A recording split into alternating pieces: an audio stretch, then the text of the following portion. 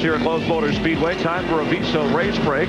Get you caught up to date with how it's gone so far in this marathon run at the Coca-Cola 600. Kurt Busch, inside of the first 10 laps, was running 28th at the time. Out of the race, was able to come back in, but was 70 laps down when he did. Another caution out in turn 2. Mike Skinner loses an engine in the 23 car. Jimmy Spencer, Robbie Gordon, Scott Riggs, and Michael Waltrip all caught up in that. Jeff Gordon already adventurous. Part of the track causing some problems. At one time he led in the race. They had to repair the car, fix part of the track, some of the rubber coming up for him to get back into the race. Elliott Sadler, meanwhile, one of the favorites coming into this race, losing it and spinning. This allowed Dale Earnhardt Jr. to get his lap back. He had gone a lap down earlier in the race, has not really contended. And then moments ago, Kurt Busch once again with that repaired car and the frustration for the points champ as he is out of the race. This has been a Visa race break as Kurt Busch out of the race. Brian Vickers, your leader. Ryan Newman right behind him. Mike? Kurt Busch will join Johnny Sauter, Mike Skinner, Jimmy Spencer. In the garage area, there are 39 cars running. 32 of them are on the lead lap as we get set to restart. We're about 50 miles from the halfway point of this race. And the top 10 cars stayed out that time, which would include Michael Waltrip in the 15 and Dale Earnhardt Jr. in 9th. Those guys are in the top 10 by virtue of staying out under that caution.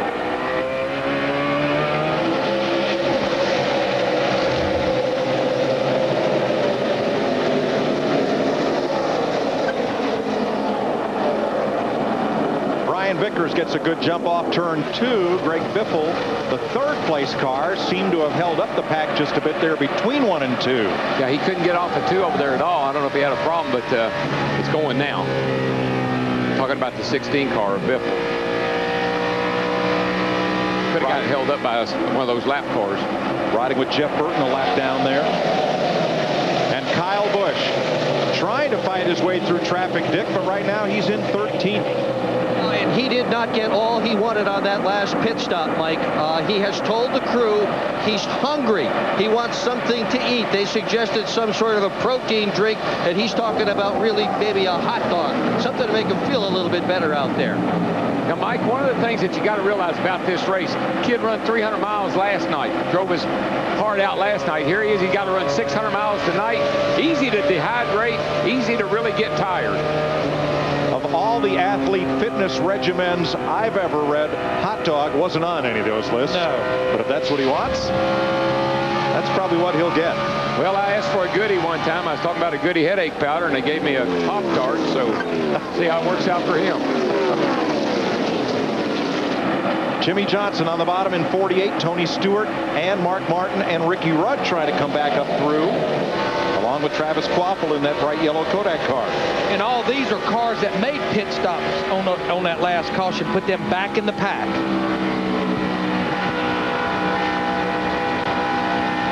You can hear Ricky having to play with the throttle. I think the biggest reason is there was nowhere to go. He had to roll out of the throttle. I'll tell you, that 2 car, they made a good turnaround on that thing, Larry, because he was absolutely the slowest car out there at one time, and now here he is up there running in the 6th spot. How about it, Maddie?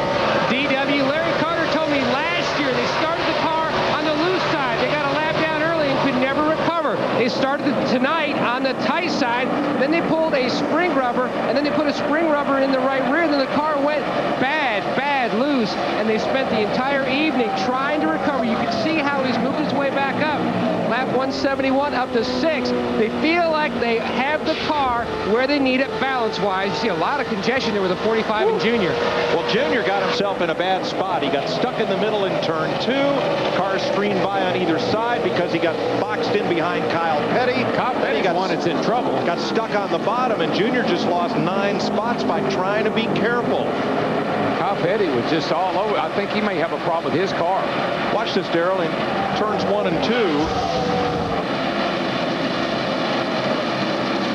See Kyle Petty, the 45 car, stacks him up, and he gets caught in the middle. Yeah, See, Jimmy Johnson in the 48 almost runs over. Now, Kyle, I think Kyle just got himself out of kilter there and couldn't get back in.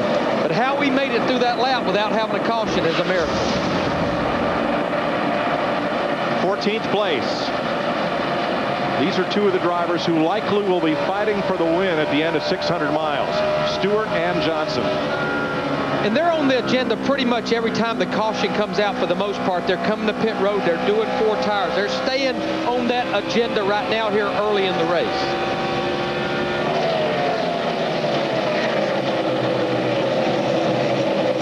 Dale Earnhardt Jr. got a free pass to get his number 8 back on the lead lap. And then during the caution flag, talked it over with crew chief Steve Neal.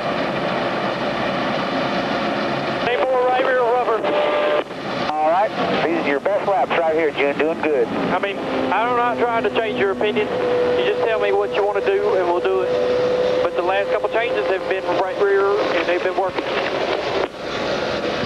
All I know is that audio is different audio from what we heard the first 11 or 12 races with Dale Earnhardt Jr. I see a little better, possibly, communication there. But what I see is a driver that may have been called on the carpet, too. Now, look, we're going to give you another crew chief. We're going to work with you on this deal, but you're going to have to help out a little bit yourself. I would say you're right. Why do they need to make that change? Look at this comparison to last year for Dale Earnhardt Jr. 3 wins to a goose egg, 8 top 10s to 5, and look how few laps he's led this year. You know, one of the mistakes that you make sometimes is you take leaders and try to make them followers, and you take followers and try to make them leaders. And I think that may be what happened in that case. And the amazing thing about only 5 laps led, remember, we've been to Daytona once and we've been to Talladega once. There's a test you take to determine that. One of those personality test things.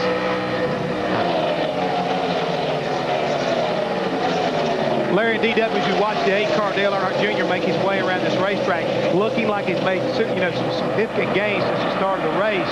But Larry, you brought out a point about people being on an agenda and coming in and putting on 4 tires. Think about it like this. You put on 2 tires, give that car a different feel, all of a sudden your driver's giving you different information. So when you do go back and put 4 tires, you made the wrong adjustment. So you've got to be careful not to trick yourself early in the race on what the car's really doing. So sticking to an agenda and doing the same thing every time will help kind of set up a pattern where you can make the right adjustments as the night goes on.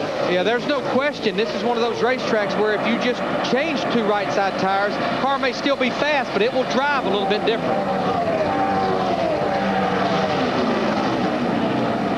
Kyle Busch in the 5 car trying to work his way back into the top 10 as he battled Jamie McMurray in the 42 for 11. And I think what guys do, they look at the track and say, well, it looks the same as it always did, but it drives totally different because of the grinding that's been done on it. 10th place battle, Scott Riggs, McMurray in the 42, and Kyle Busch, 10th, 11th, 12th. Time for our next singular virtual crew chief question.